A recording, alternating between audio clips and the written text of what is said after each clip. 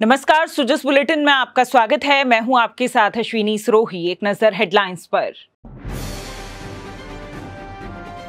लोकसभा चुनाव में 7 चरणों के मतदान के बाद आज नतीजों का ऐलान। प्रदेश में सुरक्षा के पुख्ता इंतजाम के साथ विजय जुलूस पर रोक। मरुधरा के लिए संजीवनी साबित होगा मुख्यमंत्री जल स्वावलंबन अभियान 2.0। 20,000 गांव ढाणियों में बनेंगे 5 लाख वाटर हार्वेस्टिंग स्ट्रक्चर। अंग प्रत्यारोपण कार्यक्रम को आगे बढ़ाने के लिए चिकित्सा विभाग उठा रहा जरूरी कदम। सोटो स्टीयरिंग कमेटी का किया पुनर्गठन। लोकसभा चुनाव में 7 चरणों के मतदान के बाद आज नतीजों का ऐलान हो रहा है। सुबह 8 बजते ही देश भर में काउंटिंग शुरू हो गई। सभी 543 सीटों के रुझान सामने आ रहे हैं। वहीं प्रदेश में 25 लोकसभा सीटों के लिए 29 मतगणना केंद्रों पर मतगणना जारी है। वहीं बागीदौरा विधानसभा सीट के लिए भी मतगणना हुई। निर्वाचन विभाग ने मतगणना स्थलों पर सुरक्षा के पुख्ता बंदोबस्त किए। वहीं भीषण गर्मी के मद्देनजर कूलिंग की भी समुचित व्यवस्था रही। प्रदेश भर में मतगणना के दौरान लॉ एंड ऑर्डर बनाए रखने के लिए प्रदेश में करीब 75,000 पुलिसकर्मियों की तैनाती की गई। साथ ही मतगणना स्थल की सुरक्षा व्यवस्था त्रिस्तरीय घेरे में रही। जयपुर के कॉमर्स कॉलेज में जयपुर ग्रामीण लोकसभा निर्वाचन क्षेत्र और राजस्थान कॉलेज में जयपुर लोकसभा निर्वाचन क्षेत्र की मतगणना प्रक्रिया जारी है। इस दौरान मुख्य निर्वाचन अधिकारी श्री प्रवीण गुप्ता ने मतगणना स्थलों का जायजा लिया और अधिकारियों को जरूरी दिशा निर्देश दिए। वहीं काउंटिंग सेंटर में स्ट्रांग रूम से काउंटिंग रूम में ईवीएम को ले जाने का सारा कार्य सेंट्रल आर्म्ड पुलिस फोर्स के नेतृत्व में किया गया। आउटर एरिया में आरएसी और उसके बाहर की व्यवस्था पुलिस के पास रही। इसके साथ ही भारी संख्या में सादा वस्त्रों में पुलिसकर्मियों को नियोजित किया गया है, जो पूरे क्षेत्र में और काउंटिंग एरिया के आसपास निगरानी रख रहे हैं। सभी जिलों में सोशल मीडिया पर भी सख्त निगरानी रखी जा रही है, ताकि किसी भी प्रकार की अवांछित टिप्पणी और कमेंट करने पर तुरंत एक्शन लिया जा सके। परिणाम जारी होने के बाद किसी प्रकार का विजय जुलूस नहीं निकाला जा सकेगा। वहीं काउंटिंग हो जाने और उसका रिजल्ट डिक्लेयर हो जाने के बाद कैंडिडेट को पूरी सुरक्षा के साथ उनके ऑफिस या घर पर ले जाया जाएगा। ग्रामीण विकास एवं पंचायती राज विभाग के अतिरिक्त मुख्य सचिव श्री अभय कुमार ने सोमवार को ग्रामीण विकास एवं पंचायती राज विभाग की योजनाओं की परफॉर्मेंस इंडिकेटर्स की प्रगति की समीक्षा की।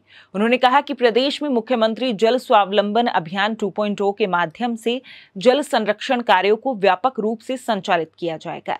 अभियान के तहत आगामी 4 सालों में राज्य के 20,000 गांव ढाणियों में 5 लाख वाटर हार्वेस्टिंग स्ट्रक्चर बनाए जाएंगे। उन्होंने कहा कि राजस्थान जैसे शुष्क प्रदेश में आमजन को समुचित जल उपलब्ध कराने की दिशा में यह अभियान संजीवनी साबित होगा। उन्होंने योजना की सफलता के लिए जनसाधारण की सक्रिय भागीदारी सुनिश्चित करने के लिए कहा। साथ ही अधिकारियों को अभियान से संबंधित सभी कार्य निर्धारित समय में पूरा करने के लिए भी निर्देशित किया। उन्होंने बैठक में राजीविका को और सशक्त बनाने के लिए रोड मैप तैयार करने के लिए अधिकारियों को निर्देशित किया। प्रदेश में अंगदान और प्रत्यारोपण कार्यक्रम को मजबूती के साथ आगे बढ़ाने के लिए लगातार जरूरी कदम उठाए जा रहे हैं।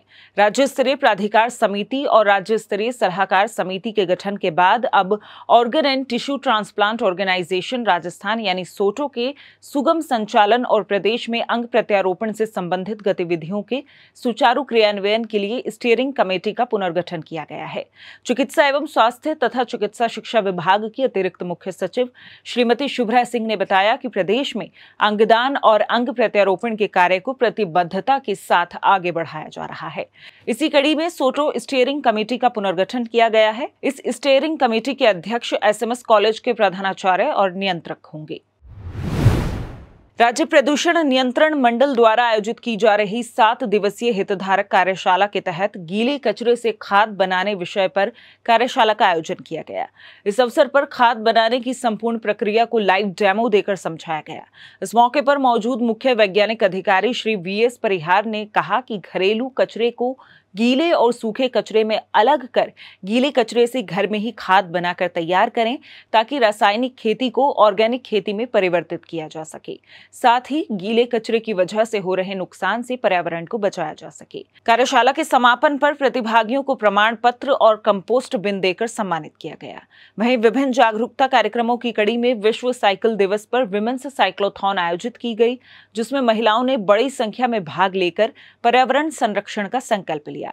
राज्य प्रदूषण नियंत्रण मंडल की संयुक्त सचिव श्रीमती विनीता सिंह और वित्तीय सलाहकार श्रीमती निधि मेहता ने हरी झंडी दिखाकर साइक्लोथॉन को रवाना किया।